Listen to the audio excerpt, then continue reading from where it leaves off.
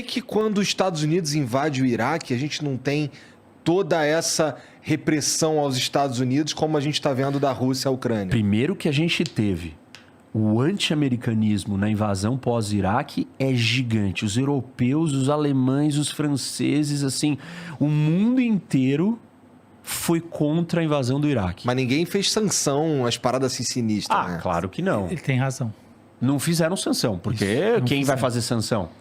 Você vê que aí existe realmente uma simetria. Assim, vocês têm que entender uma coisa. O mundo é conduzido... Eu não quero defender a Rússia, não. Eu tô tentando trazer aqui. O mundo é conduzido entre um equilíbrio de força e moralidade. Tem horas que você privilegia a força, porque você acredita que você está fazendo certo, e aí vai ser difícil o outro lado falar, eu também acredito que eu estou fazendo certo. Só que tem elementos tangíveis para a gente mensurar isso. Primeiro, a Ucrânia não fez nenhuma agressão a ninguém. Zero agressão. A Ucrânia está tentando só ser feliz e falar assim, eu quero ser independente e eu queria ser como a Polônia, eu queria ficar rica, próspera, ter emprego, me juntar à União Europeia e ser feliz. Os russos falaram, não, eu não deixo. Os russos querem conquistar a Ucrânia, querem anexar, querem falar, isso daqui é meu. Os Estados Unidos não queriam falar que o Iraque é deles. Sim. Primeiro, isso é o Iraque... controverso, né, o que você está dizendo. Não. Na verdade, o que o Putin está dizendo agora é que o que ele quer é que a Ucrânia assine uma documentação que ela é neutra em relação à participação na OTAN e que ela jamais vai entrar na União Europeia. Porque em manter a invasão e a ocupação é muito caro. É muito importante. Isso, é legal. Esse ponto é muito importante. Porque é o seguinte, imagina que a Ucrânia assine hoje esse acordo. Eu pergunto para vocês, depois de tudo que eu falei aqui, que vocês estão interiorizando e digerindo e refletindo sobre o que eu estou falando, o Putin confia na assinatura do acordo? Pois é. Sim ou não? O Putin confiará nesse acordo? Sim ou não? Não, simples, me diz. Você acha que o Putin confia? Do ponto de vista internacional, acho que sim, porque ele vai ter uma legitimidade para realmente atacar com força se esse acordo for transgredido. Atacar com força, ele está atacando com força. Atacar novamente com força. Ele não precisa da legitimidade. Ele precisou da legitimidade para fazer esse ataque hoje? Não, ele não precisou, mas ele precisou de fake news, ele precisou de uma série de Mas ele precisa de fake news para a população dele. E para os outros simpatizantes que ele quer... Exatamente. Você precisa numa guerra ter um número de pessoas que gostam de você. Exatamente, é isso aí. Assim, a Ucrânia, nos anos 90, assinou um acordo com a Rússia. Isso. Você sabe desse acordo? Não. Sim. Não, então vamos lá. Eu sei. É importantíssimo esse acordo. Você é o Álvaro, porra. Olha lá o acordo. A União Soviética tinha o maior arsenal nuclear do mundo. Maior. E aí, o que aconteceu? A União Soviética tinha bombas nucleares aqui na Ucrânia, na Bielorrússia e no Cazaquistão. Tá. O Império Soviético caiu. Esses países se tornaram independentes. Do dia para a noite. O que aconteceu com as bombas atômicas? Ficaram lá estacionados. Ficaram aqui. De repente, de um dia para o outro, 3 novos países se tornam países atômicos. O mundo inteiro virou e falou assim, por favor, Ucrânia, Bielorrússia e Cazaquistão, devolvam as bombas para a Rússia agora. O único que virou e falou assim, eu não quero devolver a Ucrânia. Por quê? Eu não confio nos russos. E aí os Estados Unidos, o Ocidente, todo mundo veio, expressão, e eles falaram, assina um acordo aqui com a Rússia, de que a Rússia respeitará a sua integridade territorial e a sua soberania, em troca de você devolver as bombas. O acordo foi assinado. E não cumprido. O que aconteceu? Não cumpriu. Por que você vai cumprir um acordo que não acontece nada com você? Esse é o problema das relações internacionais.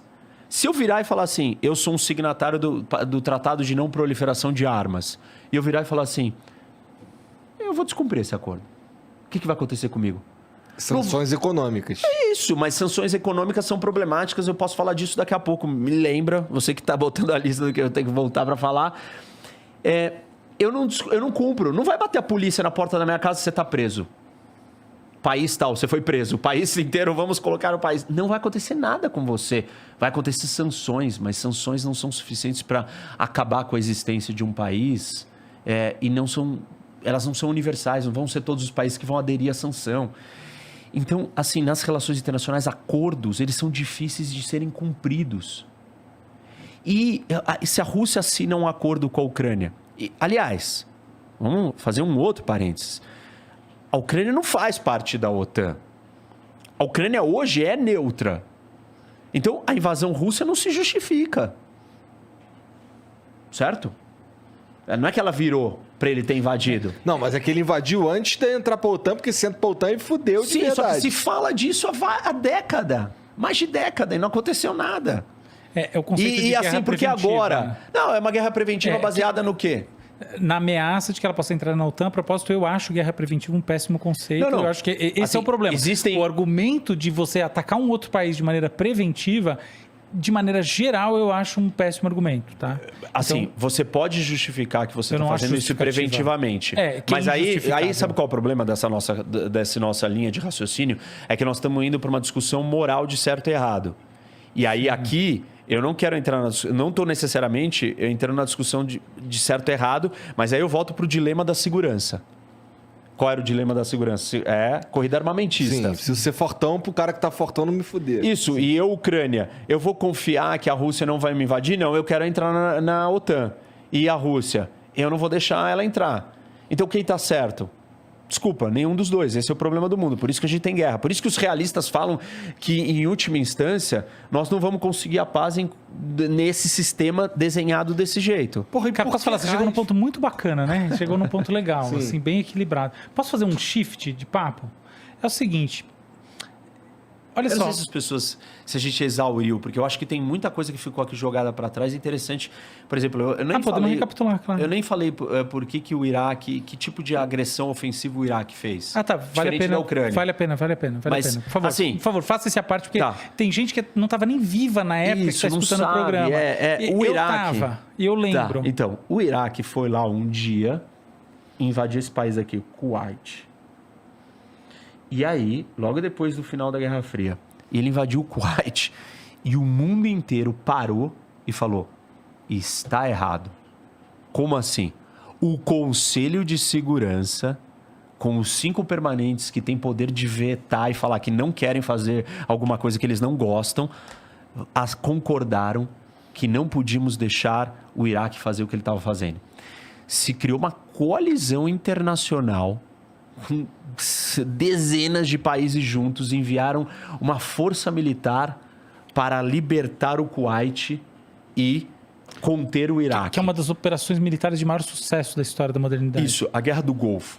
A primeira guerra do Iraque. Primeira guerra televisiva da história. E aí, eles não foram até o final em derrubar o Saddam Hussein. E aí ficou uma situação ruim, porque aí veio o terrorismo internacional, aí o Iraque tinha armas de destruição em massa, químicas, ele jogou essas armas nos curdos, que estão localizados aqui no norte do país, que eles ficam, que é esse povo que fica aqui entre o Irã, a Síria, Turquia, nesses 4 países aqui localizados. Então ele tinha armas de destruição em massa. Uma outra questão, tá? Eu achei até que você ia trazer ela. Existe um conflito internacional, existe um conflito muito forte que se deriva de todo esse processo de panela de pressão da guerra Irã-Iraque, que no final das contas termina no Ocidente, para assim dizer, dos Estados Unidos fazendo pressão no Iraque, e o Iraque jogando milhares de mísseis Scud em Israel. Eu acho isso uma coisa assim que... Essa foi uma retaliação do uma Iraque. Retaliação que é absolutamente imprópria, porque no final... Enfim, o que eu queria dizer é que o Iraque muito grave, era um país problemático. Por quê? E que jogava mísseis num outro país que não estava em contato. Óbvio que tinha uma tensão imensa com Israel, mas ele estava jogando míssil num país que não estava em guerra com ele. Na verdade, assim, o Iraque é um país problema. Uma ditadura expansionista e agressiva. A Ucrânia não é uma ditadura e não é expansionista e agressiva. Então, assim, o projeto russo é de dominação da Ucrânia. E isso está claro com o tamanho da invasão. O projeto aqui era derrubar o Saddam e colocar uma democracia. Utópico, já sei, deu tudo errado. Os americanos foram embora. Mas são propósitos diferentes. Mesmo assim, eu não estou dizendo que isso daqui foi certo. Estou dizendo que foi errado, deu errado, Mas existem ainda assim nuances de diferenças. Ah, não, eu vou relativizar todas as nuances. Bom, então não tem por que a gente falar de nenhum assunto. Porque a diferença está em cada caso. Aqui, você não tem justificativa, você não consegue achar uma justificativa para isso. Dizer que a Ucrânia não existe. Dizer que a identidade nacional ucraniana não existe. É tudo pira do Putin. Essa invasão... Isso, e aí a gente entra num segundo elemento dessa história, que não é a disputa, não é o mundo como ele está organizado, não é o dilema da segurança, não é não tem bonzinho ou mal, é aí a vontade dos ditadores. Aí são os caras, aí a gente desceu do nível de análise do sistema, do mundo, e viemos para o nível social, pessoal, individual, psicológico. E aí você vai ter uma série de teorias que vão explicar. Esse cara é um frustrado, ele é um egocêntrico, ele é um megalomaníaco, ele é um louco, ele tá isolado no Covid, ele não fala com ninguém, nenhum assessor fala com ele. Depois do Covid ele pirou, ele tá doente, tem um monte de noticiário dizendo que ele tá doente, que ninguém sabe se é verdade ou não. Provavelmente é fake news. Talvez não sabemos. E aí ele tem um projeto. Ele quer ser um grande líder russo. Sim. Ele acha que a maior tragédia do século XX geopolítica foi o fim da União Soviética. Sim. Ele quer recriar a União Soviética. Não é na base da ideologia mais. É no quê? A recriação da União... Ele criou um projeto que chama União Eurasiana, que é um molde da União Europeia, só que do jeito dele. Ele não se sentiu ameaçado quando Letônia, Estônia, Lituânia entraram para... Especificamente a Estônia e a Lituânia. Eles não se sentiu ameaçado, assim... Sentiu, mas ele acha esses países menores, mais vulneráveis, eles estão mais isolados do Ocidente. Eles, se você reparar aqui no mapa, eles não têm ligação com o Ocidente. Qual a ligação deles? Só que pela Polônia. Aqui é mar... não se conecta com a Finlândia, e o resto é fronteira com a Rússia e a Bielorrússia, que é um país satélite que os russos mantêm a sua área de influência e dominação. Então, eu vi que o presidente ucraniano estava falando que se sentiu traído, inclusive, pela Bielorrússia e tudo mais. Isso. Porque eles estão bem alinhados com a Rússia. Totalmente alinhados. Então ele não achou tão problemático. Claro que ele vem achando problemático a expansão da OTAN. Claro que ele se sente ameaçado. Essa é uma discussão geopolítica. E por esse ponto de vista, sim, isso acontece, isso é real. E isso é o jogo do sistema. Você fala, então eles não deveriam ir. Desculpa, não dá para eles não irem. Por quê? Porque desse lado é uma potência nuclear, ditatorial, que tem um projeto expansionista. Como assim eles têm um projeto expansionista? Eles já dominaram tudo isso daqui. Esses daqui dominaram? Dominaram na história. Houve colonização, houve uma série de coisas. Mas depois, não tem mais esse domínio. Não é mais aceito esse domínio. Os Estados Unidos dominam o mundo. Bom, os Estados Unidos não quer colonizar territórios e ocupar eles e virar e falar assim, vocês são meu povo agora. Esse projeto não existe. Pode fazer várias críticas e a diferença do grau é total aqui, na comparação. Ele quer defender os interesses dele. Quer. Mas cada país quer defender os seus interesses. Os Estados Unidos ele tem uma dominação econômica. Como? Ele vende os produtos dele. Bom, mas a gente também pode vender os nossos para ele. Ele não está dizendo que a gente não pode. Não, está dizendo tem protecionismo econômico. Bom, mas nós também temos protecionismo econômico.